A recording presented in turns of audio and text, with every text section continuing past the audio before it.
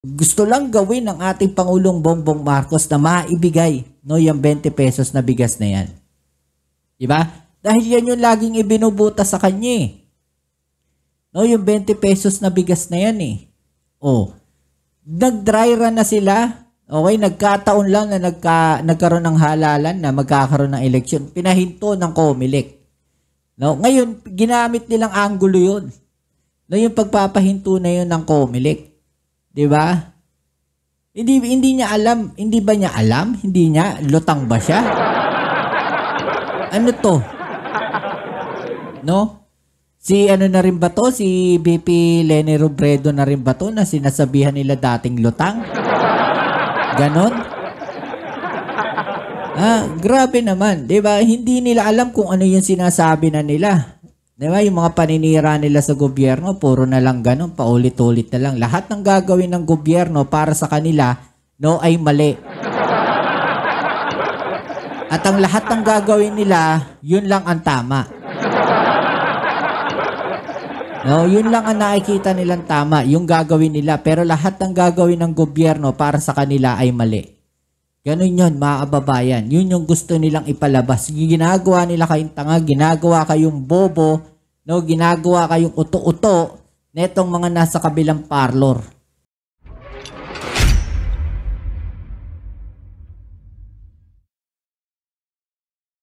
Hey, what's up? Welcome back dito sa ating channel dito sa Mobs TV. Alright, so tayo nagbabalik muli mga kababayan, no? At ngayon pag-uusapan natin ang isang balita na kung saan ay maraming mga kababayan natin, mga kababayan, no? Ang talaga namang nawindang mga kababayan. Grabe, no? Matapos nga po, no, merong isang interview na napanood tayo kay Sir, I think kay Sir Christian Esguerra po yun, no? Na kung saan sinasabi nga na parang ang ating Vice President Sara Duterte, no, nung in-interview ni Sir Christian Esguerra, lutang daw mga kababayan. At eto naman ngayon, si Sir Ramon Tulfo, no, ay sinasabi naman na ang ating Vice President, no, ay certified naman daw na baliw. Grabe. Naniniwala ba kayo dyan mga kababayan? Ano sa palagay ninyo, no? I-comment nyo nga po dyan sa ibaba, alright? Okay, so yan ang ating pag-uusapan ngayon. Pero syempre bago ang lahat, please don't forget to subscribe, like, share, at comment dyan sa comment section. At pa-click po ang notification bell para ma-update kayo sa mga latest video uploads tayo. Para pag nag-upload tayo, mano-notify kayo mga babayan. Alright? So, umpisahan na natin itong ating pag-uusapan ngayon. No? Ito nga, no, sa isang post ni Sir Ramon Tulfo, mga babayan, ay sinasabi niya dito, no, na mga taga Davao City at super duper loyal Duterte supporters, mga babayan. Super duper no? Parang na die hard talaga, no? Talagang lahat gagawin, no? Dapat sinama na rin dito yung mga fake news peddlers. Well, honestly, lahat talaga, no? Karamihan po, no, ng mga nagkalat na fake news, mga babayan, ay galing, no, sa kabilang parlor. No? Makikita natin yan, sila talaga yung mga nagpapagulo sa ating lipunan. Sila yung mga kalat sa lipunan. Yung mga nagpapakalat ng mga fake news na yan. Ewan ko, no? Ano ba napapala nila sa pagpapakalat ng fake news? No? Sabi dito, mga taga Davao City at super duper loyal Duterte supporters, magising na sana kayo sa inyong kabobohan at katangahan. Medyo agree ako dito, no? Kay Sir Ramon Tulfo. Alam nyo bakit? Alam nyo yung nangyari no nakaraan sa Davao? No, yung pinakalat na magkakaroon daw ng raid, no, sa bahay ng dating Pangulong Duterte, mga babayan, no. Kung ikaw ba naman, no, nasa matinong pag-iisip, no, hindi ka agad-agad susugod doon.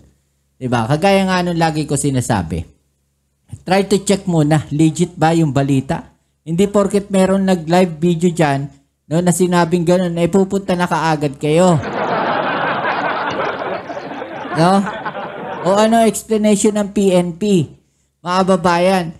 No, pananagutin, no, kung sino ang nagpasimuno ng fake dahil wala naman daw raid. No, bakit daw nila i-raid? Wala naman daw kaso at parang walang dahilan para i-raid yung bahay ng dating Pangulong Duterte. Sabi nga ni Madam Jam Magno, ang kaso wala dito, nandoon sa ICC. No, dahil sa ginawa nilang bobo at ginawa nilang tanga, yung mga supporters nila, no, nakakaawa na. Mga babayan, nakakaawa itong mga DDS, mga solid supporters nila dahil nagbumukha na silang uto-uto. Payag ba kayo niyan mga DDS? Ginagawa kayong uto-uto, ginagawa kayong tanga-tanga, ginagawa kayong mga obob na itong mga to. Ha? Oh, yung mga nasa Davao, oh, magising na kayo. Aba, lalo na yung mga supporters no, na sinasabi. No, magising na kayo. Yung nangyari na yun, no, na yung sinabi na magkakaroon ng raid. Hindi ba malinaw na ginawa kayong uto-uto? O ano sabi dito ni Sir Ramon Tulfo? Si Sara ay certified na baliw. Mamaya, pag-usapan natin yan, no? Yung sinasabi na to. Si Sara ay certified na baliw. No, si Pulong ay abusado at di umano'y sangkot no, sa drug noong Pangulo pa ang tatay nila. No? Isa yan, mga babayan sa inimbestigahan sa Kongreso. No, yung pagiging sangkot nito ni Pulong Duterte no, sa mga usapin ng droga, mga babayan. No? Si Basti na mayor ngayon ay palaging lasing at pumapasok ng opisina sa hapon o gabi na dahil may hangover palagi. Gabi na? Grabe, anong gagawin mo sa munisipyo ng gabi? Baka hindi naman gabi, baka late na sa umaga o tanghali na tapos hapon na. Baka naman ganun eh. Ikaw naman, Sir Ramon Tulfo. Anong gagawin niya ng gabi sa munisipyo? Magalit kayo sa akin pero nagsasabi lang ako ng totoo. Gaya ninyo ay naging tanga din ako pero ngayon ay nagising na ako sa katotohanan. Naging tanga rin daw siya. Alam niyo mga babayan, ito yung sinasabi ko, no? Maging ano kayo. Wag kayo masyadong die hard. Kagaya na sinasabi ko palagi. No, kunyari kami, no? Pro-administration kami. Pag mali yung ginagawa ng administration, pupunain namin 'yan. No, sisitahin natin 'yan. No, sasabihin natin na, President, mali po 'yan. No, parang may mali ata tayo diyan. No, may mali ata kayo nagawa diyan. Mali ata yung ginawa ninyo na 'yan, di ba? Pero kung tama, well, sasabihin natin, ipapakalat natin yun. Diba? Ang problema dito sa mga supporters na to, mga diehard supporters na to, mga babayan, kahit mali na, tuwan-tuwa pa sila. Diba? Iyon yung pagkakaiba. No, nagtatanga-tangahan sila, mga obob sila, no, na nagiging uto-uto na sila. Diba? Gaya na itong balita na to, mga babayan, no? Mula sa News 5, mga babayan. Okay, ano sabi dito? No? Vice President Sara Duterte, pinuna ang kasalukuyang administrasyon. Okay, so tungkol nga ito dun sa, sa isa to sa sa kanilang campaign rally, mga babayan. No? Pakinggan natin yung sinabi dito no, ni VP Sara Duterte at pag-usapan din natin. Alright?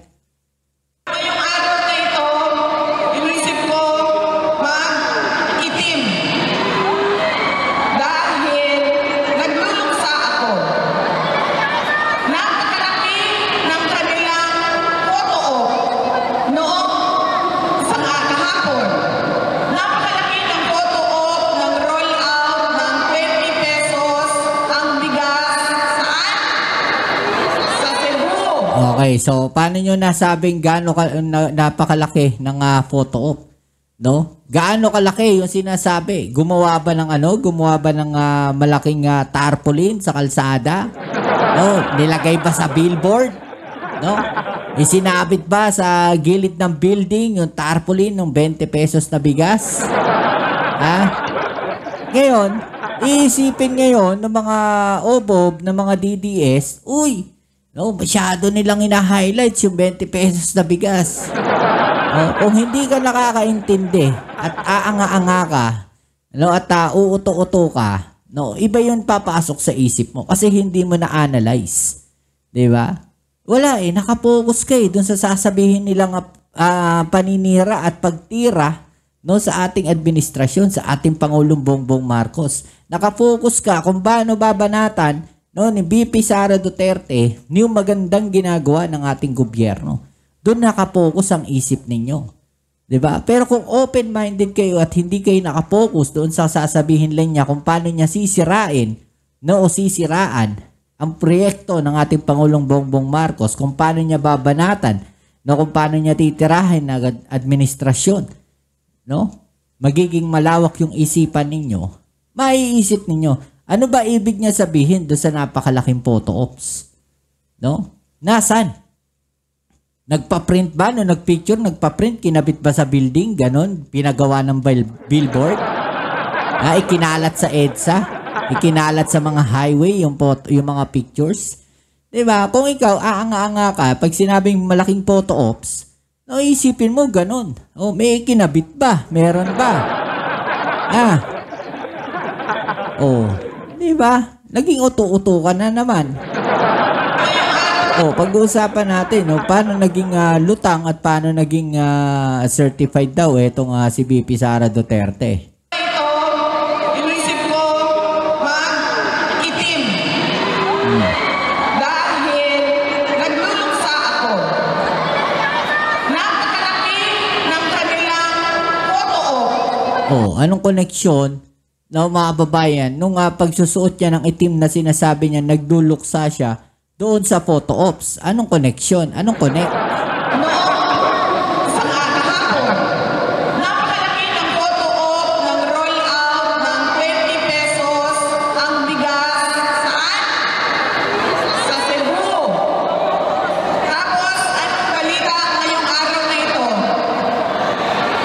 Wala na ang 20 pesos na bigas. Bakit nawala yung 20 pesos na bigas? Kung ikaw aanga-anga ka, maniniwala ka, kung hindi ka nakikinig ng balita, kung hindi ka nanonood ng balita, ano nangyari, no? Ay, siguro nga, tama yung sinasabi ni VP Sara Duterte, no? Ginagamit lang, no? Sa politika, no? Inano lang, pinakita lang, ganun lang. Explain natin yan, mga babayan, no? Bakit nga ba ganun yung nangyari doon? Uunahan ko na tong balita na to, no? Kasi sigurado doon tumabagsak eh. No, yung 20 pesos na bigas, ang nangyari dyan, mga babayan, kagaya ng sinasabi ko, na baka gamitin sa politika, yun yung naisip ng COMELEC. No? Kaya nila pinahinto dahil baka gamitin sa politika. Kailan babalik? After ng halalan. No, hindi sinabi na hindi kaya. Sabi nga hanggang December may enough na stock eh. Sabi sa balita yan. No, kakayanin yan hanggang December. So by the time na yon, napag-aralan na nila, siguro mahaba ng panahon yon. 'Di ba? May hanggang December, napag-aralan na nila. No, after ng December, alam na nila yung susunod na step by next year. 'Di ba? Pero kung iisipin niyo yung sinasabi niya rito ay napakalutang neto, hindi ba siya informed? Hindi ba informed yung ating Vice President Sara Duterte, o hindi lang niya iniintindi dahil nakafocus siya, no, kung paano niya titirahin o paano niya sisiraan yung 20 pesos na bigas ng ating gobyerno na proyekto ng ating Pangulong Bongbong Marcos. Diba? Kasi doon lang siya nakapokus eh. Diba kung paano sisiraan yun? Kasi ang ganda ng yung proyekto eh. Ang ganda ng proyekto, 20 pesos na bigas per kilo. Diba? Wala silang maitatapat dun eh. Kung niyan ay natapat ng halalan, so be it. Wala naman tayong wala tayong pinipili na araw. Bakit hininto? Kasi mag-e-eleksyon. Okay? Kaya hininto, hindi dahil hindi kaya. At para doon sa mga DDS na obob, no? Naniwala sila na hindi kaya ng gobyerno. Ano na naman ngayon? Paano pag itinuloy yan after ng election? Edi nagmukha ka na naman kayong angat-angat yan. Kasi nauto na naman kayo. Diba? Sino ang uto? Sila ang uto sa inyo. Ginagawa kayong ogag. No? Ginagawa kayong engot-engot. Ginagawa kayong obob. Diba? nauto nila kayo. Na, ang sasabihin nila, huwag nyo iboto yan, iboto nyo yung PDP. Pagdat kasi hindi nila ano yan hindi matutuloy yung 20 pesos na bigas. Okay. So ikaw, aanga-anga, bumoto ka. No? Tapos, pagkatapos ng halalan, ibinalik yung 20 pesos na bigas. Ano na nangyari sa boto mo? Wala na. Oh. Ano na lang isipin mo? Naloko ata ako ng mga yun, Sabi, hindi raw babalik, kaya binoto ko yung yung kabila, O, yung padapa, Di ba? Kaya binoto ko yung padapa kasi wala raw yung 20 pesos na bigas na yun, Meron naman pala. Wala na. Di ba? Yung payo ko dyan sa mga DDS na yun, huwag kayong maging one-sided. Kasi kami mismo, nanonood kami ng mga balita, ng iba't ibang class, iba't ibang balita. Sa lahat, pangkalahatan. Huwag lang kayo mag-focus kung ano lang yung pinapanood ninyo na nandun lang kayo, one-sided lang kayo. No? Pilipino kayo, matalino kayo.